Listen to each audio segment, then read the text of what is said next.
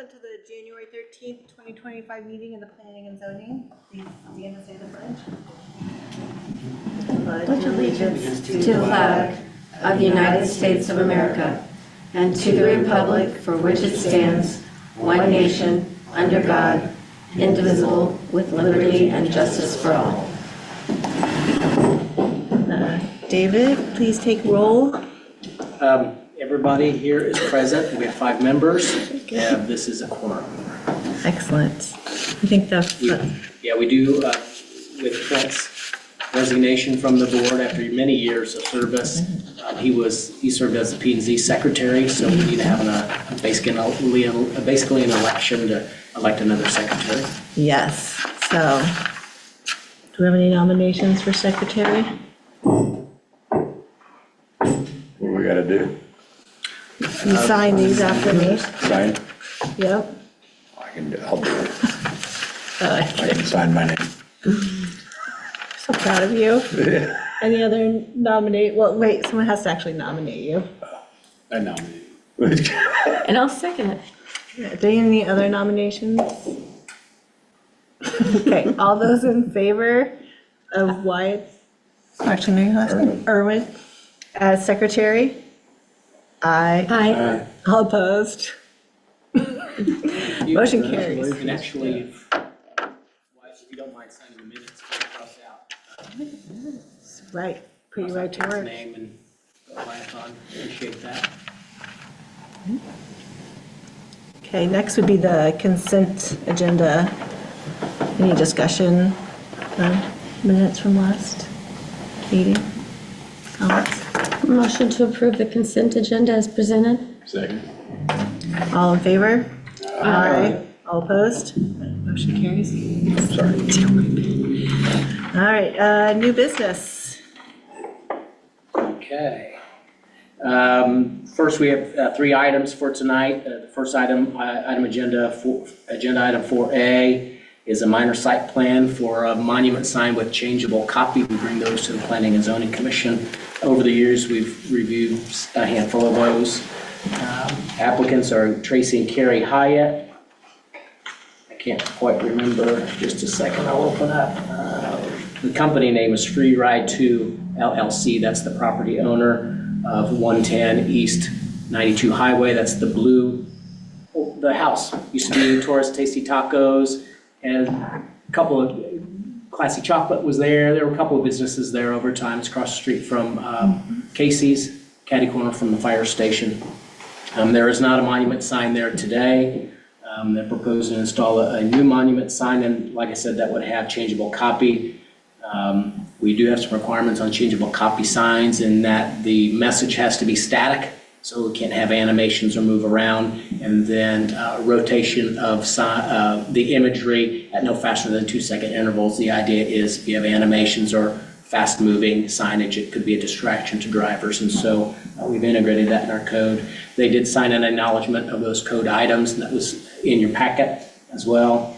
They do need to submit a sign permit application prior to installation after the minor subdivision application is heard by Planning and Zoning. Staff would recommend approval of the proposed sign with following conditions. 1, submit a sign permit application prior to installation, and 2, static display of changeable copies such that imagery changes to the next message no faster than 2-second intervals. There's an exhibit that shows the proposed sign. It would be approximately 7 feet tall. Square footage no greater than 50 square feet, so those both of those are code compliant. And then there's an aerial map that shows the sign location at least 5 feet from property line at the southwest corner of the property. And that is code compliant also. Okay. Does the applicant have anything to add? No, thank you, though. Comments from the board? Questions? There are some overhead power lines right there. What kind of utility easements do we have in that area? What kind that do we have in the area? Are there utility easements in the area? I'm not aware of utility easements, but the utility easements, if it's overhead, they would allow a sign underneath of it. They look for clearance of, I think, 20 feet, below 20 feet underneath power lines. Will we don't know if there's any other utility easements along there? No, I don't know offhand. I mean, I can look up that information. It's in an old part of town, and there often were not easements located along those property lines.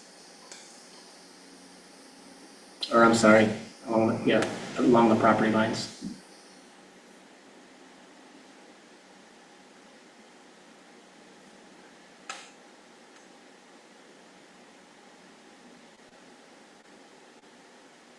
Any other comments, questions? We have no, I was gonna do we say, know of any utility, like city utilities, or we don't know it's buried right there? yeah, we don't have city utilities there. No.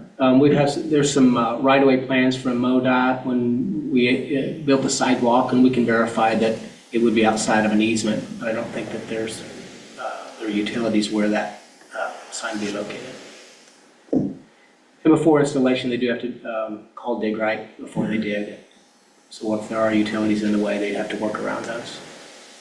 And you'll check that on the sign permit? I'm sorry? That's something you check on the sign permit? You can add that as a condition if you'd like, and just add, you verify utility easements prior to issuance of a. Yeah, I think that'd permit. make it a little more comfortable knowing, I mean, there are overheads there. We all know the overhead power company is gonna take precedence, so they're gonna come through and do stuff out, they're gonna do it. So if we can add that as a condition, that'd make me a little more comfortable with the unknown. Yeah. Now, that's probably, maybe the utility easements go north-south. The building itself is really close to that property Yeah, line too. I'd noticed that.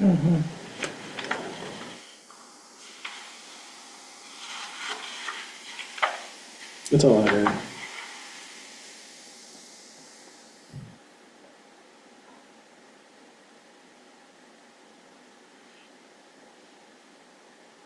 Well, do you want to make a motion, or? So I'll make a motion to recommend, or do we approve this, or? It just, planning is only, it's a minor site plan. So I move to approve this, adding the condition that the sign shall not be located in any existing utility easements. Second. All in favor? Aye. All opposed? All right, motion carries. Thank you. Thank you. Seconded by Wyeth, right? Yeah. Yeah. All right, item 4B, the comprehensive plan amendment to update the future land use map. Yeah. Last month, or the month before, we had what felt like a record short meeting. This won't be very short. In fact, it was pretty large. 100 pages. But we'll get to it. Okay, item 4B is a comprehensive plan amendment to update the future land use map. This item was brought up for public hearing last month's meeting. Public hearing was continued to tonight's meeting. So then gave us a little extra time to get a memo put together and the proposed update to you as well. Online, we have Alex Johnson with Lamprey Nearson, who's the consultant that we've been using to assist us with these next two items. And so this past September and the year before, the Board of Aldermen went through some strategic planning or priority setting sessions so that they can come to a consensus on what they'd like staff to focus our efforts on, initiatives for the city, things of that nature. And out of that came the City of Kearney Priorities Growing on Our Terms, which is like a fiscal year 2025 goals and priorities. And I included a copy of that in the packet. And out of that effort, some of the initiatives that they had for the city were to decrease minimum lot size requirements for housing types and identifying areas for high density housing. The idea there is housing is becoming more and more expensive. The board wants to try and find ways to maybe make it a little bit more affordable. I do a little report every year I keep track of all of our building permits that we issue in the average size of house and average valuation. And the average size of house that was built last year was about 2,500 square feet with a valuation of $327,000. That's not sales price, it's valuation, what they say they're building the house for. 10 years ago, 1,800 square feet and $186,000 valuation. So part of that is the cost of land and the cost of construction goes up, so you have to build a little bit bigger of a house every year in order to kind of offset those funds. Other parties included identifying possible economic development incentives to encourage new commercial retail businesses, including in the downtown area, utilizing economic development incentives to attract manufacturing, office, light industrial development, and update the city's future land use map, and consider overlay districts in areas of the city where future commercial and retail development should occur. I did include a button that said development incentives. We have the Kearney 353 plan that has come through, and that's focused on the downtown area. We also have some economic development incentives that the city has is available for development, but modifications, we think, to the future land use map can also help in a way and can kind of be an incentive as well. So as I mentioned earlier, we were working with Lamprey and Earson on an update to the comprehensive plan. Alex has been a good help to us. I have provided in your packet copies of the proposed future land use map and the existing future land use map out of the existing comprehensive plan. And I kind of want to go over that. So I'm going to change, I'm going to pull that up on the screen so people can see if I can find the right spot. Wrong button here. There we go.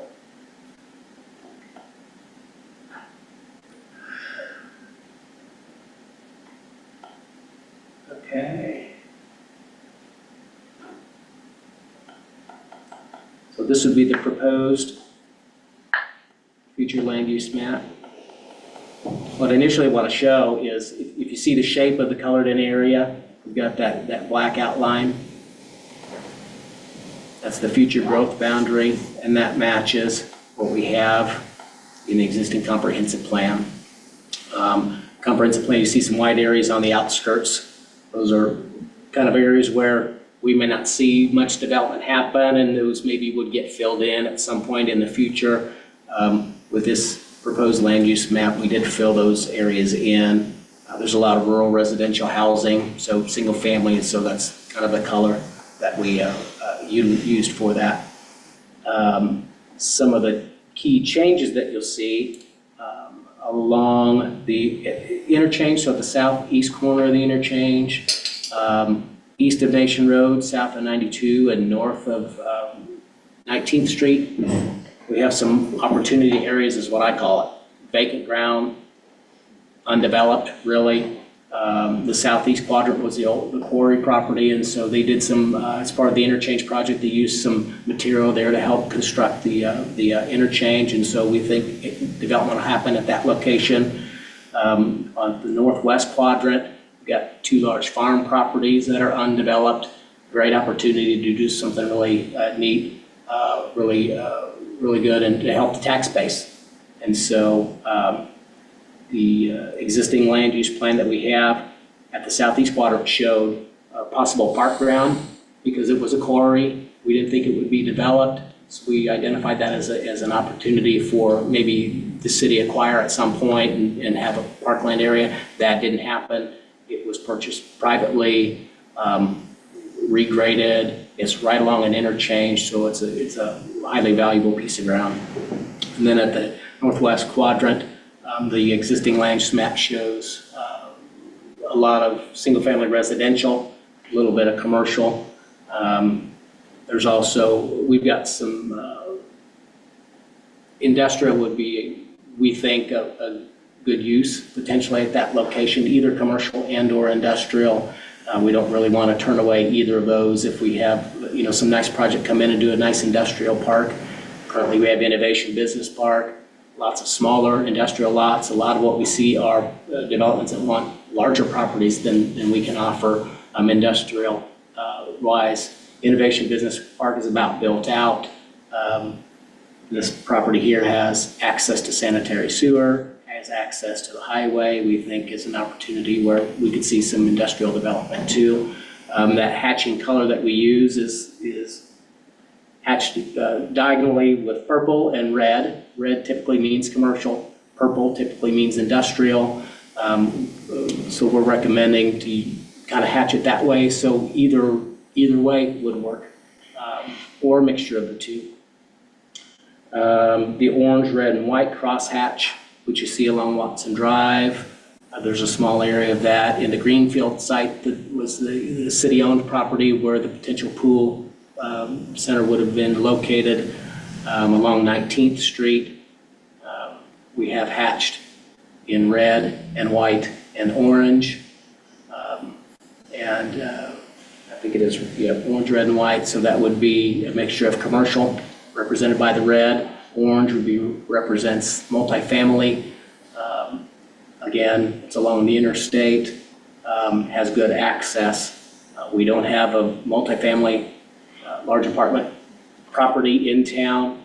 If you looked at our existing land use map from 2016,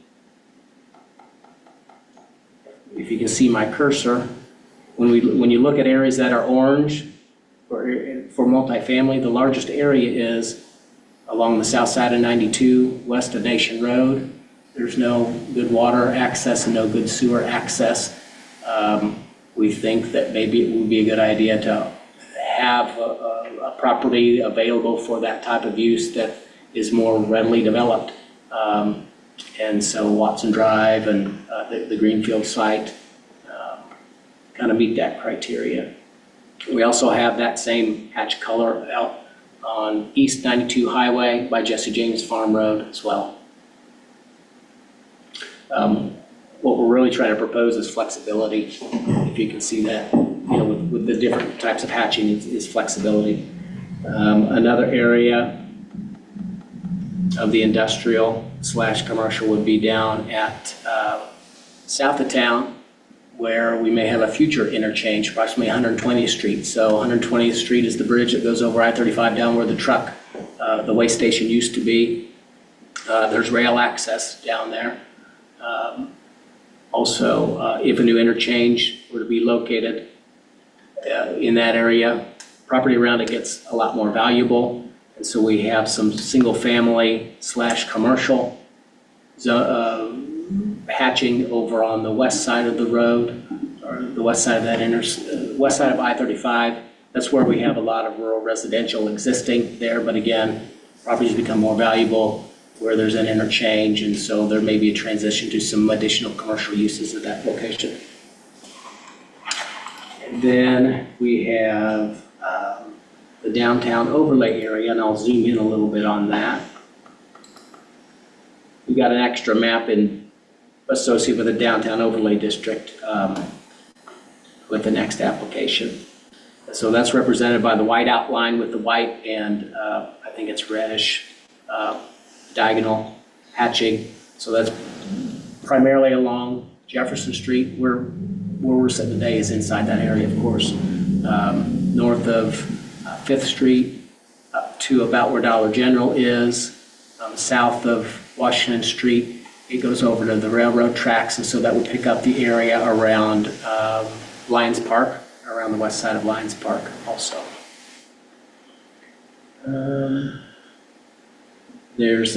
That's about the end of my comments related to this.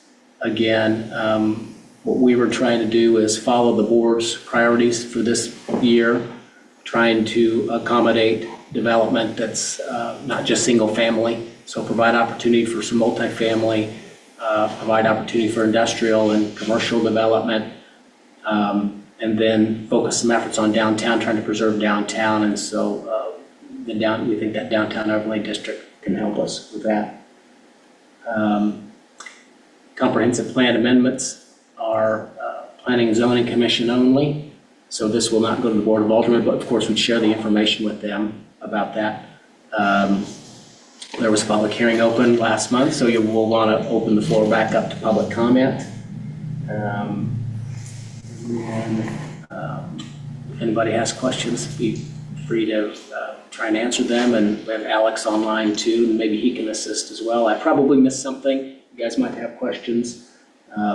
We have a sample motion. Now, I did prepare a resolution because it does not go to the Board of Aldermen. I did prepare a resolution so we can kind of make it official and make a copy of the resolution. We keep it with the comprehensive plan. So the sample motion would be, I move that the Planning and Zoning Commission approve resolution PZ-2025-01, amending the comprehensive plan's future land use map. So, and if there are any questions, be happy to try and answer them or have discussion and open public hearing. All right, well then, let's open the floor for a public meeting. Anybody want to make any comments or questions? The only people online are city staff and Alex, so there are no members of the public online. Okay. All right, gonna close the public meeting.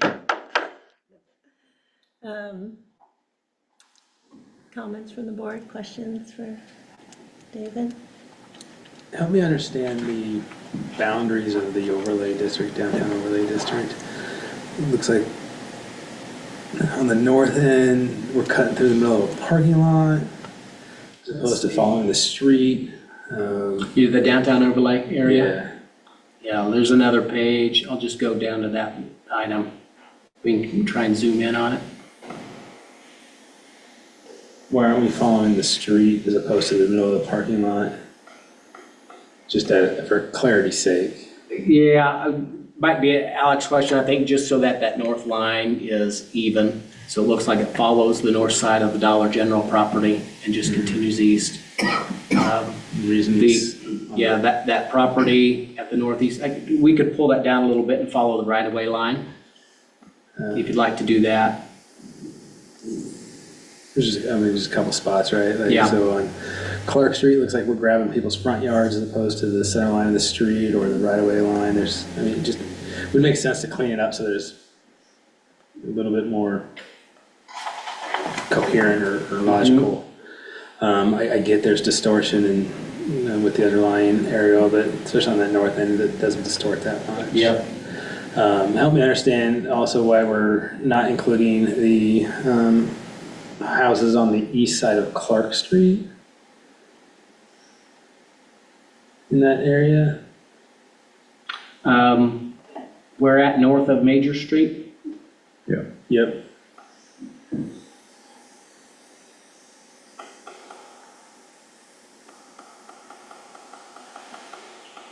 I guess I can't answer, Okay. but it is an older part of town. It's a little, we can add that. Yeah. Planning and Zoning Commission I wants to just do that. curious of the logic. Yeah, Or how the yeah, they are boundaries drawn. single-family houses. They're Maybe single-family houses. there's a rule if you're inside the downtown, right, that if your property is vacant for however long and then it reverts. Am I remembering that correctly?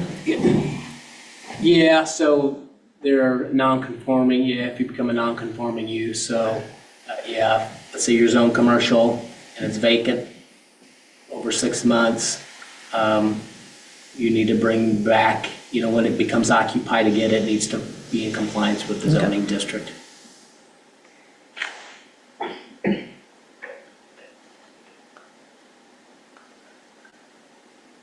Shannon, would you suggest following the railroad tracks I would. all the way up north? Well, I was wondering why we didn't include the VFW, just given that it's a historic old building. Makes sense to be in the downtown overlay because it's part of the downtown, helped develop the downtown. But north of Washington, that's all industrial. I don't know if you really want that portion in there. I understand cutting out the railhead and leaving that out, but Yeah, that line there, so south of Washington Street, it follows the railroad property okay, line, that makes sense. but we can move that over to the tracks. I mean, if Because the- again, like you said, the VFW, Does the railroad own the VFW, or does the city own it? city owns the VFW Do they own the building. building or they own the ground?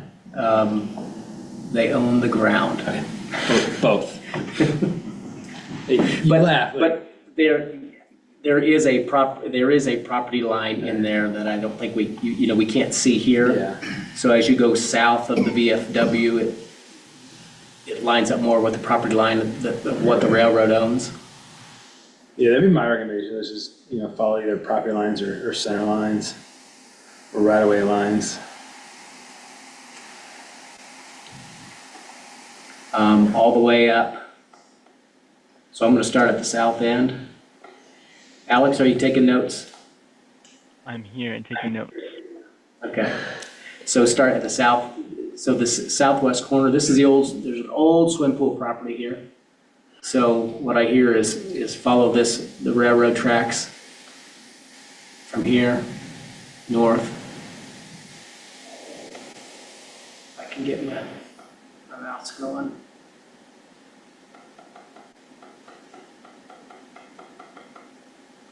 Follow railroad tracks north, all the way.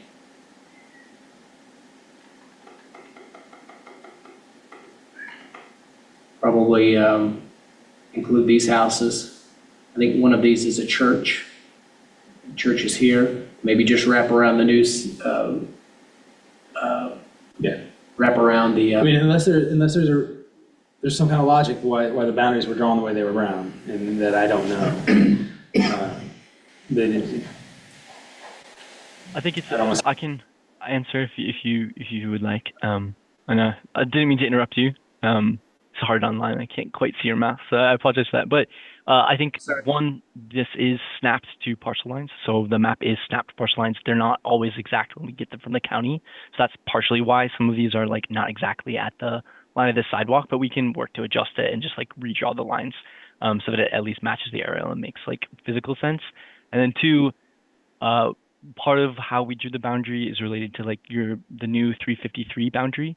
And so we tried to match the 353 boundary to kind of overlay incentives. It doesn't match specifically partially, but that's, I think, part of why we excluded some of the single family homes is because the 353 boundary ends closer to Jefferson Street. And then also as a part of the next action, you're going to have like we defined a new code section that has rules for this that is kind of primarily focused on commercial and like increasing density slightly. And so, the idea was capturing some of the density closer to the Jefferson Street. But I say all that to like provide some context, but certainly your idea about capturing some of the other single family properties are, warranted and perfectly acceptable as well.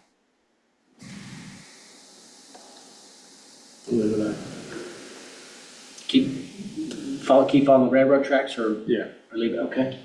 So follow the railroad tracks from the pool site north to, I'm gonna use the, trying to remember the name of the senior housing, it's the senior housing complex.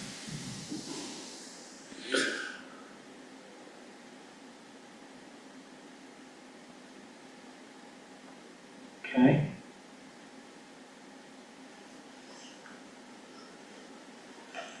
Did you have some other areas of concern there? This is mostly just the logic and the reasoning behind Okay. my question.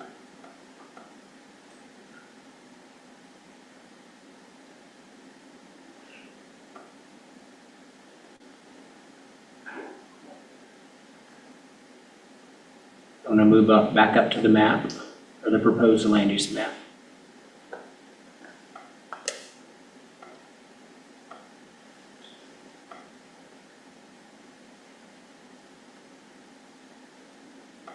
I would just add that I'm glad we're updating it because 2016 was a long time ago. But, and it's good, a comprehensive plan's supposed to last for a while, but you do periodically want to look at it and make modifications as you go along. I did want to point out,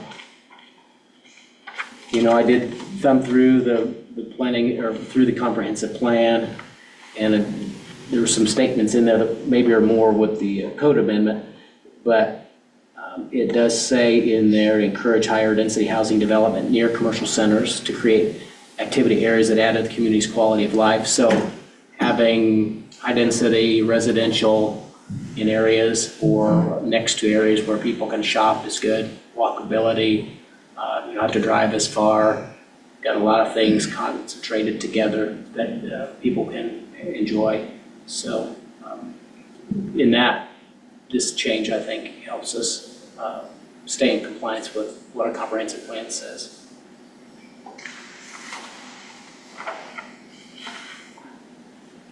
And then there's the promote downtown, that's another one. The city should promote development of downtown as a primary activity center for a mix of uses, including housing, retail, finance, culture, government.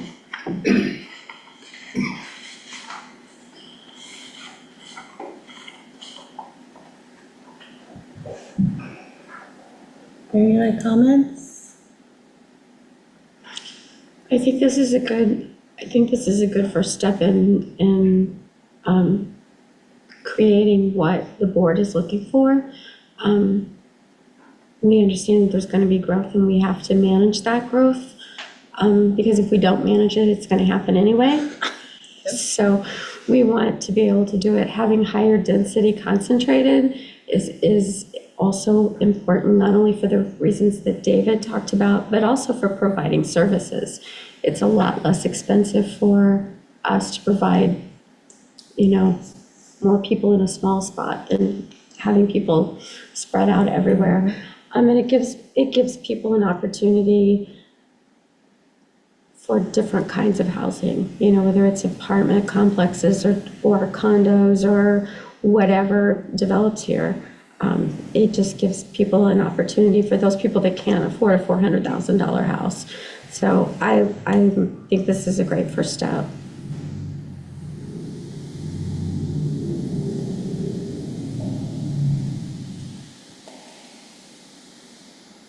All right, well, there are no more comments or questions. We do a motion to approve with just sort of and add the changes to the line, or do we even need to put that in our motion to approve the resolution? You could put that in there, so then we can update the proposed land use map to match what that is. Okay, Rather than, unless you guys want us to bring it back next month, I don't think we really have to, as long as I think we can understand what Shannon was saying. We can update the map appropriately. so can I get a motion to approve resolution PZ 2025-01? I would make a motion to approve Planning and Zoning Commission, or I move that the Planning and Zoning Commission approve resolution PZ 2025-01, amending the comprehensive plans, future land use map with the changes as we spoke about. Would you, and I'll mention the north side of Yeah. I call it Bodie Street, to line up with the north side of the right of way there, east of the Dollar General, and then extend west to follow the railroad tracks from the pool site at the southwest corner of the existing map, north to the senior housing property, not including that senior housing property. Second. Any discussion? All right, all in favor? Aye. All opposed? Motion carries. Thank you. Yeah, thank you. The item 4C is the proposed zoning code amendment to update zoning districts, land use table, parking table, and create a downtown overlay district. This will be a little longer. I've got a lot more bullet points on this, All right. on this memo. So my intro was the same. The board has some efforts, to try and help with the cost of housing, to help promote non-residential development, to improve the tax base, also provide some opportunities for higher density housing as well. And so Alex was also, again, helping us with this effort. And so we've put together some proposed updated zoning code sections pertaining to zoning districts, R1, which is, it's called low density residential, but it's our single family zoning district, R2, R3, and R4, CO, commercial office district, C1, neighborhood commercial district, C, general commercial district, and the M, industrial district. We created a new district called the downtown overlay district, has its own new section, and then we updated the definition section because we're adding land uses that aren't in the code. There are a couple little edits here and there, but nothing major. It's just adding the new ones in. Updating the land use table to correspond to what the changes were that are being proposed, and then update to the parking table also. Parking table is primarily being updated. Well, I guess I can get into that later, but reduce the multifamily requirement of 2 spaces per dwelling unit. Sometimes you have units that are only 1 bedroom, but you require an extra parking. Reduce that a little bit. That helps make it a little more affordable. And the developers kind of have an idea of how many spaces they need based on the size of the units that they have and things like that. So we want to reduce that. And then, you know, Price Chopper and a lot of our other parking lots are full. I mean, they have a lot of overflow. They're half empty most of the times. Parking is expensive to construct, costs a lot of money, not having customers. If they're not parking out there, that means you don't have those customers. And so we're trying to just refine our parking requirements to be changing in the time. You know, people want to drive up, go through the drive-through, get home, or they want to pull up and let the store bring their items back out to them. So they come temporarily and then off they go. So we propose some changes to the parking. And then what I didn't prepare this for you as like an ordinance change. I'm just showing you what the proposals are. I did add the existing code sections in the back. That's why the packets were so big. If someone wanted to compare notes, a lot of what's in our code is probably the same. The format's kind of same. But I prepared some key change, some bullet points for you to show what we did. And we can, I just want to go through those and point each of those out. So I'll start. You guys have your packets. We have some packets here for the public if they want to look at it. So in the R1 district, we were proposed to add accessory dwelling units internal as a permitted use. And so that would be that opportunity for mom and dad to have their grown-up college student who just got their first job and they could still live at home, feel like they have their own place in the house and not be totally with mom and dad. Or you have your parents or a parent that's older and you want to have them close by, full apartment, so there's some separation there. And by internal, we mean it's the same footprint of your house. It's not like a duplex or what people might think is a duplex on its own. Still, your house still looks like a house. It's just set up inside where someone else could live there. As accessory dwelling units attached or detached as conditional uses. So come in, get special permission to do an accessory, accessory dwelling unit that's maybe separate from your house. A good example would be we've got some rural houses on large lots south of town, really big properties.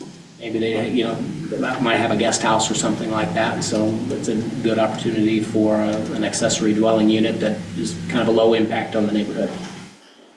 We reduced the minimum lot size from 75 by 110 to 60 by 100. So reducing the minimum lot size from 8,250 square feet to 6,000 square feet. That's one of the initiatives the board has really been interested in, is reducing that minimum lot size. Doesn't mean we won't have developers come in and still want to do this 75-foot wide lot or 70-foot wide lot, but it gives an opportunity to have varying housing types in the same subdivision or same neighborhood, given a little bit of options there. And then increasing maximum density from 5 dwelling units per acre to 8 dwelling units per acre. So we have our planned zoning district. We've used it a few times. A good example would be Cottonwood Creek. So Cottonwood Creek was an R1 subdivision, 75-foot wide lot minimum. They had some open space there. They used that open space, helped them pick up some extra units that were narrower than 75-foot wide. So we had some houses or some lots there that were 70 feet wide, 68 feet wide. As long as they meet that density, then it's still considered an R1. And that's a good way. You get cluster development, so it helps provide for open space. So you can preserve some trees, or you got a large area of floodplain on the property that needs to be undeveloped. It allows them to still pick up the units that they would have lost otherwise for that. And then we reduced the rear yard setback from 30 feet to 25 feet. That will actually help us with some decks. Some of our older neighborhoods, we do have some smaller lots and the decks are closer than 30 feet. Allowing 25-foot rear setback actually helps us out with that. So those would still be compliant now, where they may not be today. R2, two-family residential, so that's our basically duplex zoning, two-family zoning. Add accessory dwelling units as a permitted use, reducing, again, the minimum lot size for single-family lots to 6,000 square feet. That also would reduce the minimum lot size for a duplex to 6,000 square feet, matching that. Right now, the way our code's written, your minimum lot size is 75 by 110. If it's a duplex lot, it's got to be, I think, 90 feet by 110. So you have to have a bigger lot. So we reduced that requirement. Increase maximum density from 9 dwelling units per acre to 10 dwelling units per acre, so it's 10% higher. Reduce the rear yard setback from 30 feet to 25 feet. And then for duplexes can be divided into separate ownerships, but we want to clarify and make sure that it's clear that it's if those units have separate utility services, so that way there's not an agreement to try and figure out, well, who has to take care of the water, who takes care of the sewer. If they have separate services, then they each have their own service. In R3, we reduce the minimum lot size to 4,000 square feet for multifamily. Increase the maximum density from 13 dwelling units to 15 dwelling units. So just a little bit extra bonus on the density. R4, we introduce some commercial and office uses as conditional uses in the district. So this is where we get a little bit different. The idea there is trying to accommodate some mixed use opportunities where somebody lives next to, the shop that they go to or something like that. Excuse me. Allow multifamily, R4, I'm still in R4. Reducing the minimum lot size to 4,000 square feet for multifamily, and then increasing the density from 26 dwelling units to 36 dwelling units per acre. That's quite an increase. And then commercial office. We consolidate several commercial and office land use types, which I think is welcome, because if you looked at our zoning code today, you have your bakery, your donut shop, your watch shop. It lists all kinds of different things where they might be, a retail store, you sell things, or your office. It doesn't matter if you're an accountant or if you're, who knows what else. But so we consolidate some of those land uses, but more along the lines of general type. Allows multifamily apartments and some other commercial uses as conditional uses in the district, so a little bit of higher impact commercial, I think, there. Reduce the minimum lot size to 4,000 square feet and increase the maximum building height from 35 to 60 feet. C1 neighborhood commercial consolidates, again, many of the commercial and office land use types. Allows multifamily apartments as a conditional use in the district.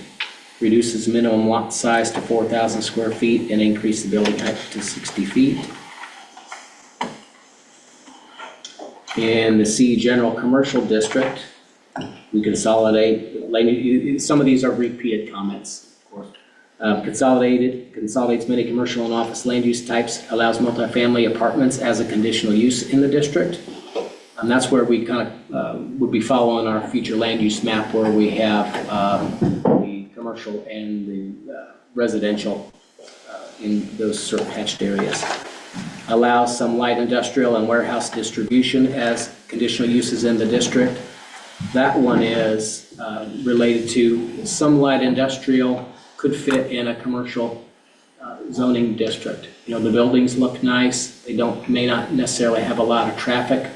They might benefit from being located to some commercial shop, a gas station or some other stores too. So that is more along the lines of that look in the neighborhood. No minimum lot size requirement. There'll be setback requirements. There'll be parking requirements, building size requirements, and so we kind of build that minimum lot size around that potentially. And then a reduction of the front yard setback from 25 feet to 15 feet. The idea there is to try to be a little more walkable, get the building a little closer to the property line or to the right of way, a little easier walk. It's only 10 feet, but, it could, still helps a little bit. Maximum building height increased from 50 to 75 feet if the property is at least 100 feet from our residential zoning districts. And we do have that, we have similar language in our code already for that. It's the 50 to 75 is that difference.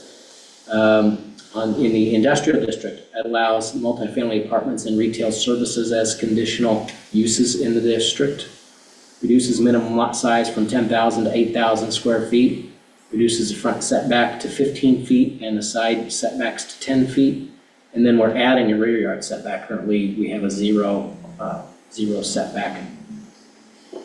And then maximum building height increases from 60 to 75 feet. And then we create the downtown overlay district. So we create a new section that encompasses the area around the downtown. Proposed districts intended to promote walkability and mixed-use development. So you'll see reduced setbacks.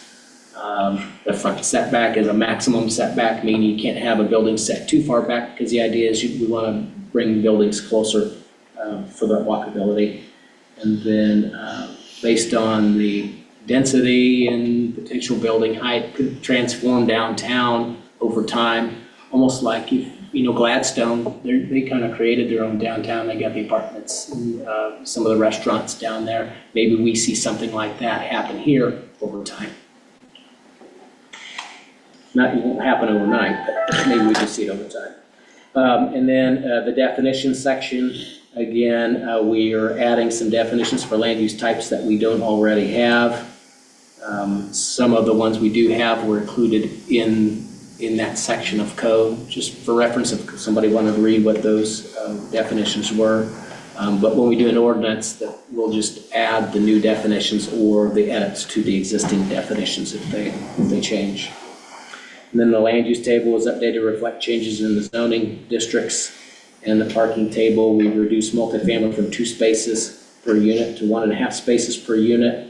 And then the way it's written, we kind of rely a little more on the applicants providing a parking report or a parking study to show us what needs that they have.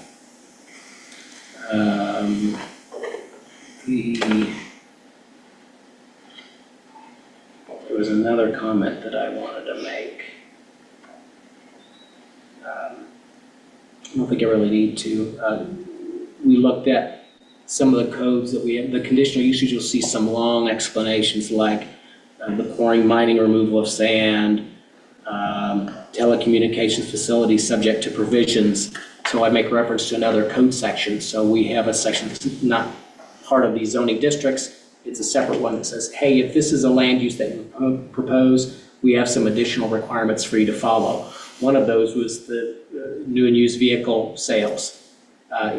Kathy, you might remember when Mayor Dane was here, we went through a couple of iterations of that ordinance and said, hey, we're not that interested in having a lot of little used car dealerships in downtown on, an old house lot or something like that. So if you do propose one, there's a setback between the uses. If you do some fencing, you can't do the ugly pipe style fencing, and there's some other requirements. Well, we didn't want to fully get rid of those requirements, but they get pretty busy in the zone listing of zoning. And so for that particular item, we just list it as a conditional use and then refer to that other code section. So we're moving it from where it is today, those requirements from where it is today over to that other section. So we do try to keep track of what our other requirements were and keep those land uses in the different zoning districts as they are today.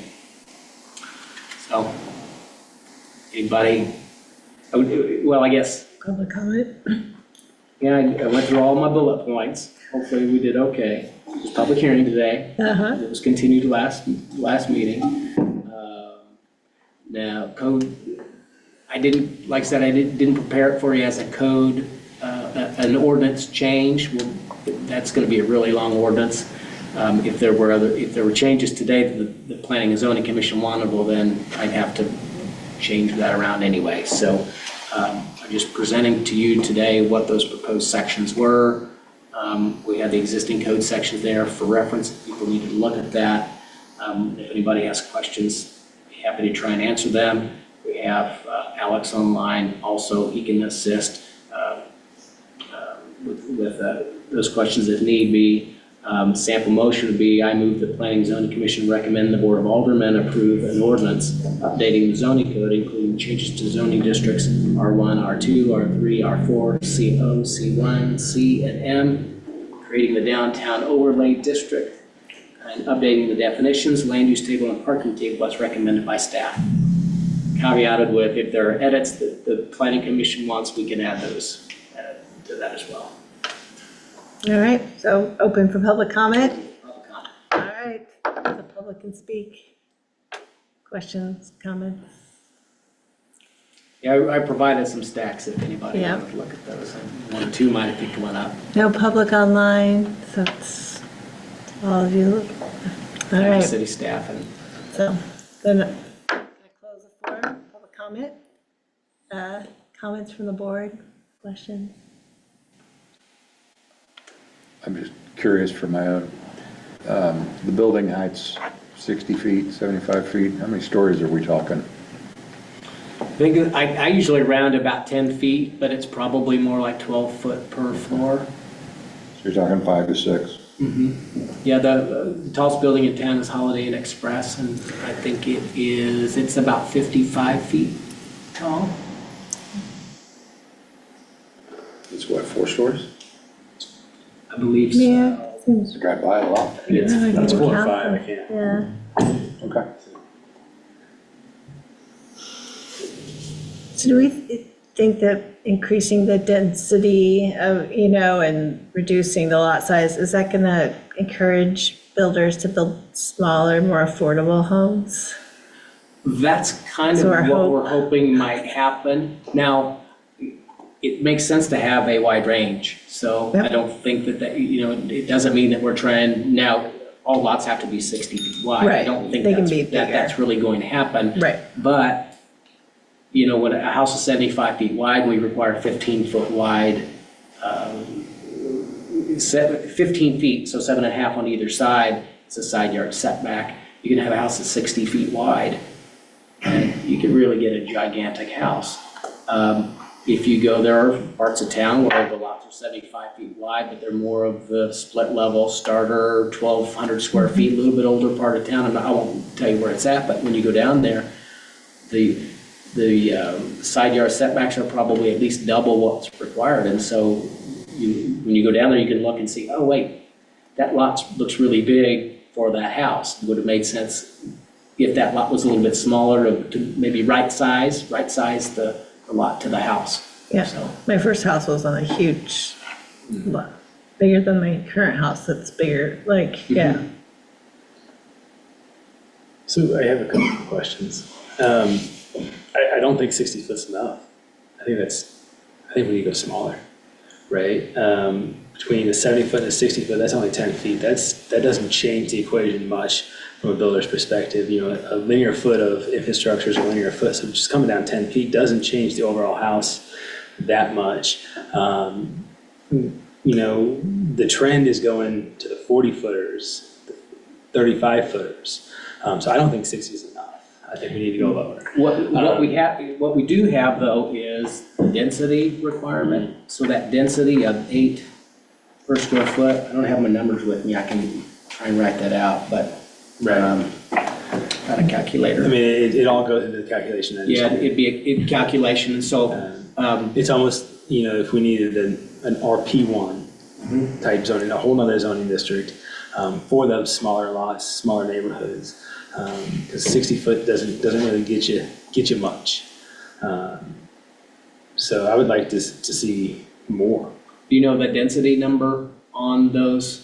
I would not off the top of You my don't head. know off the top of your head? Okay. We did, Crunch that. yeah, so we did up the R1.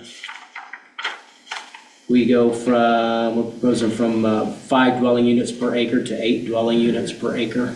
So that's an increase of, another half. 60%. A little bit more than that. So that may help. Now, what that That's does not is you get Yeah. a plan, it'd be a planned district, and so then they could reduce the size of the And lots. that's not gonna drive the housing costs down. So my thought with that is make it easier, right? having a planned zoning district that they have to come in and do all these extra plans just to build that smaller house just drives up the cost as well. So it's kind of a double-edged sword. Well, yes, there is a route. It doesn't make it easier or cheaper. So the whole idea is to make housing choice and housing cheaper. So, I would like to see, like I said, a even smaller or a whole nother zoning district that has that smaller lot by right. Currently the R1 lot coverage is 45%, right? And then the minimum house size is 1,100 feet. So if we're pushing for that smaller, more affordable house, we need to up that lot coverage. Right now, you can only cover 45% of the lot in impervious. We need to get that up higher, 60%. Okay. Is that, you want us to add, we could Yeah, add that? that would be my recommendation. Okay. If the whole idea is to make more affordable housing, right? Like I said, a linear foot of a street, it costs a linear foot. So the development's expensive. So how do you knock that price down? You get more in there. Well, we're not gonna get more in there unless we start making those minimums smaller, right? 1,100 square foot house, it's still a decent sized house. If you knock that down to 750, 800 square feet, you're not going to open the floodgates. People aren't going to come in and paper the city with 800 square foot houses, but it gives the option and a range to build different style size homes. Upping that lot coverage allows smaller lots.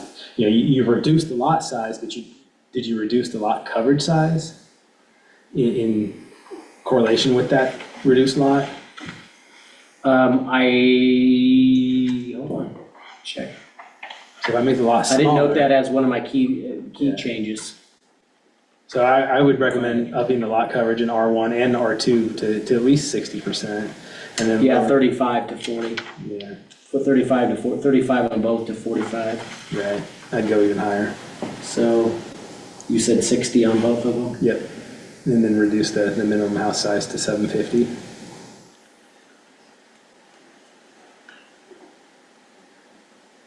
Those are my residential. And I have some questions on the lot coverages for the commercials and the industrial. So this is kind of opposite what I just argued, right? So right now you have your lot coverage at 90% for CO and C1 and 100% for C in the M districts. That is a sea of asphalt. And how do you do that? Sea How of can you do parking. that with when there are setbacks required? There's that, but that leaves no open space, no green space, no space for landscaping, that's really high. And then now we're increasing stormwater runoff and downstream flooding. So those I would like to take a good look at.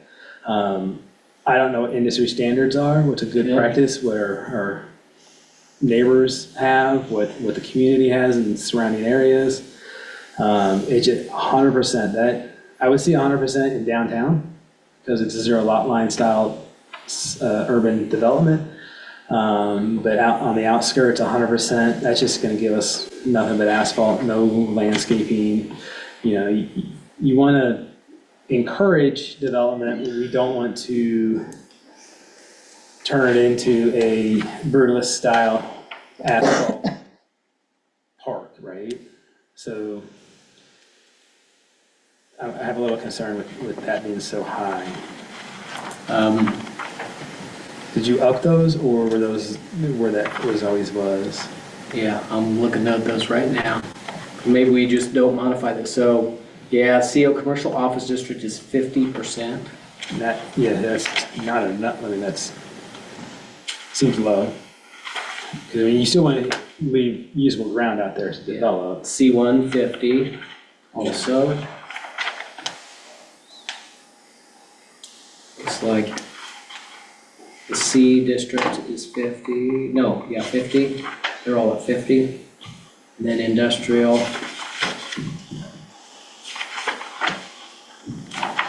70. So where did the 90s and 100s come from? Just a number out of the air, or did you guys have some kind of data back in that? Alex could probably answer that question better than I could, but think part of it has to do with reducing the minimum lot size down to 4,000 square feet, or, something pretty small, still allowing some development to happen on what might be a smaller lot. Right. I mean, I still want high quality, Yeah, right? I mean, we're talking commercial and industrial now. We're not talking residential. Totally different ballpark, totally different equation. I want landscaping, I want berms, I want trees, I want bushes. If we allow by right 100% lot coverage, we're not going to get those. And then we're just going to look like a giant industrial park as we drive down some of our corridors. And that's not what I want the community to look like. So I think that's too high. okay. I don't know what that number is. Okay, So, not change? and honestly, with these changes, I would like to see you go back, write the ordinance, do some research on the commercial and industrial best practices for the community, for the area, and then come back with an ordinance, and then we can recommend on the ordinance and the changes that you make. Okay. I wouldn't be comfortable moving this forward with, some of these are substantial changes, right? I wouldn't be super comfortable moving it forward without seeing what those, especially those standards are in the surrounding communities. Because while we want to encourage development, we want to have the best development possible. We also don't want to go so crazy over top that we push them to other communities. So we just kind of want to be, this is one of those cases where status quo, maybe slightly above status quo, is a good principle. So as well.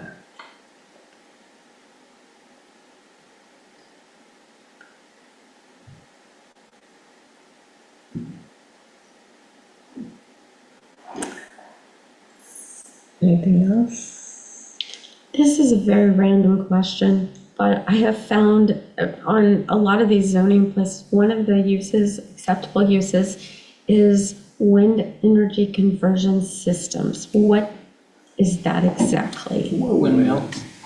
Do we want windmills within the city limits of Kearney? That has been in our code for years, and the only one I remember in existence is the one we have at Jesse James Park.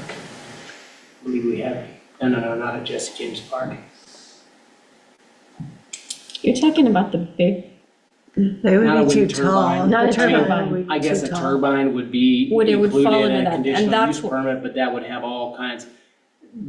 What we've seen are just the little, the small And those are- turbines. We don't have one at Jesse James Park. I don't know what I'm So thinking. those are conditional uses, right? Yes, And so I may be getting tripped on terminology. Conditional uses require approval by the council here. yes, right? public hearing. Similar to a special use. right? Yeah. Okay. So that's where I'm getting terminology messed up. So any kind of wind turbine that comes would have to get approved by the council. So there's a check. Okay. In any district. It's like a cell tower, telecommunication tower. yeah. They're listed in all the districts. It requires a conditional use permit. They can be approved or not approved, or special conditions can be added. Okay, I was just, in my head, it looked like a turbine farm, and that's not Not any, They could come forward with it. That would be, The council would have that to would approve still be, the requirement would be a conditional use permit for that, but they would need a lot of land. well, but we do have land along the interstate, so that was my concern, is that it's not really what I don't know that we have the right conditions for. which would be, farm. which is perfect, yeah, which is perfect. I just drive up north and I see like Like a line, yeah, between like, Cameron and. which, Central. I'm all good for alternative energy, we want to put it in the right place. It also applies to smaller facilities. That does bring up one other line of question that I had. So ADUs or accessory dwelling units is a conditional use if they're detached or attached, but external. Yes, yes. Are there any design criteria, any actual conditions on it, or is it just, there's no? We've not parameters? established any, just a case-by-case basis. Any no maximum sizes or materials? We've not gone that far. Okay, is that something you guys are looking into, or you're just trying to get it in there, allow it? Not at the moment in detail. But we do want to be cognizant of accessory dwelling units. Is the thought behind getting them in there to allow more housing choice? Yes. Yeah. I'm all for them, like, right, with limits, right? Trying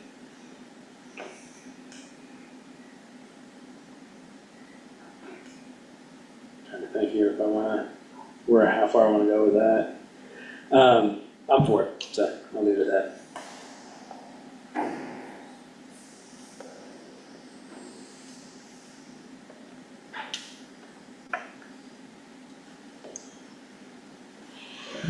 Well, it sounds like, if I'm hearing, what you're suggesting is they go back and do a little bit more and come back to us. So we would need a motion for that. But before I ask for that motion, I would say I'd be interested. It's really hard for me to sort of picture these different lot sizes. When you were talking about shrinking, I would be, since you're going back anyway, I'd be curious to see what sort of those different lot sizes are and those smaller lot sizes. And even, what's it look like if it's taking up more space on the property? And that sort of maybe sounds a little silly, but, I've lived in lots of different places to where people don't have any side yards, and then where we have these big yards, and what are some of the ways that looks? It obviously can be nice, and it's nice to not have a lot of yard if you don't want to mow, and Right. now, this lawn burns up anyway in July, but so you don't have to water it that way. But since you're grabbing all that information to sort of see kind of, that way we, have an idea of what we're approving. Sometimes these numbers to me get sort of, abstract. So, Work on that. okay. I have a little bit of trouble with a 750 square foot house. Now, that doesn't include the basement, the garage. Right. What else does it include? It's 30 by 25. Potentially. It seems really small to me also. I can tell you that's my minimum now, and I have never built one in the 10 years that I've been there. It just gives the option. And I'm fine with, I think 11 is too much if we want to adjust that, or if you want to adjust that, I'm fine with that as well. I'm just trying to help spur, because right now, the minimum ADU would be 1,100 square feet, correct? I guess that would be the case. Which is a massive ADU. If we look at it from that perspective. Yeah. Even a 750 square foot ADU is big. I would So- just add that for the new code descriptions that we wrote, single-family homes and ADUs have different definitions. So your code is written to say that 1,100 square foot would apply only to the square footage to single-family homes, or uses that would be defined as that. So the ADU is not defined, but it wouldn't be 1,100 square feet as a minimum for that, because that's not how it's written.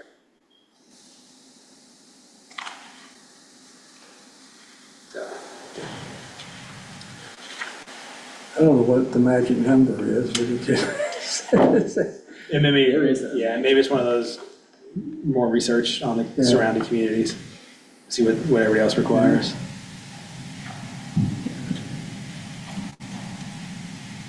I'm sorry, I totally interrupted you. Your I comments. know, that's fine. I'm done. I had the same, where I was as someone that even thinks the tiny houses are very cool. I couldn't visualize 750 square feet. Though a lot of older houses probably were, in I would fact. say there's probably some downtown here. Yeah, exactly. We're just so used to these bigger Plenty of houses. 2 and 3 bedroom houses that are 750. Yeah, so 800 square feet. that was hence my request of sort of getting an idea of what that. All right, well, I guess will we make a motion to table it, or to, how would you like us to? Do you want a date certain, or do you want to? So if we continue it to a date certain, you're gonna have to re-advertise. If you pick a date certain, no, you wouldn't. Right. So do you want us to pick a date certain? Yeah, so a date certain, the next meeting, there's It's a good date. we have a February meeting unless you wanted to do an extra meeting. What's your workload? What do you? I don't want an extra meeting. Extra meeting, give him time to do work. Oh, you mean like 2 months from now, Yeah. not a special meeting? Oh, I was thinking, yeah, if it was intended as like a special meeting, no. we could do that. Yeah, Just pick a no. date that's a regular meeting, but A regular, the next regular meeting does that is, give you enough time? I can try it. I mean, I'm good with either one. It's up- Yeah, I'm good with February. or would it be better if we did March? but- Gotta sit here. why don't we let's just do February. Okay, It's- I have, we have Alex, he can try and assist me with that. you're welcome, Alex. I'm ready. And First or second Monday? second Second Monday, Monday. so February Maybe 13th, the 10th. yeah, February 10th. So. So what I had written down was lot coverage in the residential districts.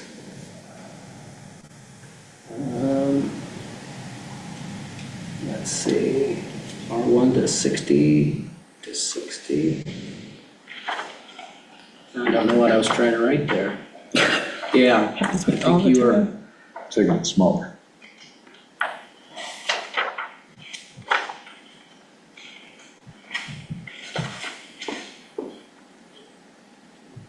Yeah, you were saying increase in residential, increase the maximum lot coverage to something more like a 60%. Yeah. You don't want to go 100% because it's a stormwater issue. Yeah. Consider lowering the minimum lot size. That 1,100 square feet's been in the ordinance, that was something we didn't propose to change. Yeah. Potentially to 750 square feet. Look at surrounding community, see what they. And maybe see if there are some properties that have housing types about that size. Reduce the maximum lot coverage in the commercial CO, C1, C, probably the M district also. Yep. 90's too high, maybe something more along the lines of what we have today, but maybe up it just a little bit. I would really like to We're at see what our 50. surrounding community Okay. have, and not just, Liberty, but metro-wide. Pick a couple benchmark cities and see Yeah. what they have. Lenexa, I know it's a much larger city, but they have quite a heavy industrial base. Even Lee Summit, a little bit from both sides of the state line. Yeah, a lot of times we just look at Liberty and Smithville because they're close. They're kind Yeah. of pure cities for us. Yeah, I would reach a little further than that, just because we're not competing with just them, we compete with the whole metro. So. Okay. And then that's it. Other than that, it was maybe try and get some exhibits that show lot size slash house size, maybe house on lot size. Yeah, even if it's just like you know what I mean, like. Just a footprint. Yeah, footprint, thank you. Maybe compare side to side footprint of what our minimum is today versus Yeah. proposal.